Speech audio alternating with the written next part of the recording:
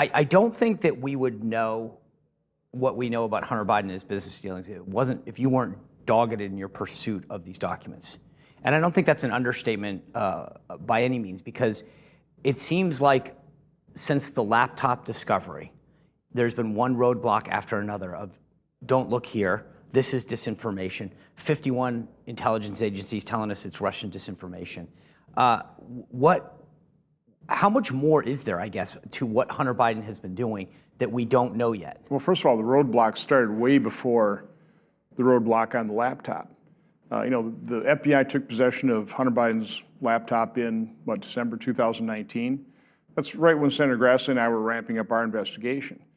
Throughout our investigation, our ranking members, Democrat senators, were accusing us of soliciting and disseminating Russian disinformation. Yeah. The press picked up on that.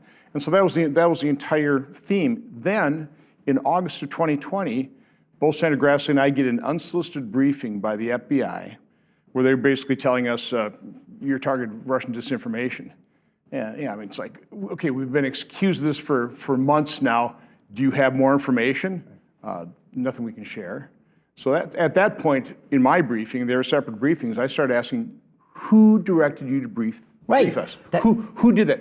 Sean, 3 years later, I've asked Christopher Wray in open hearing, who directed that briefing? They won't tell us. They'll say, it's interagency process. Well, there are people in the interagency. So basically, I view that as an operation directed by the FBI, intelligence agencies, against Senator Grassley and I to marginalize our report, which we dropped before the Hunter Biden laptop. Actually, we were offered that laptop the day after our report dropped because Mr. McIsaac finally decided that he would be safe enough to go public with it if the U.S. senators were looking into this thing. So there's a story that has not been told about this, the corruption of federal law enforcement.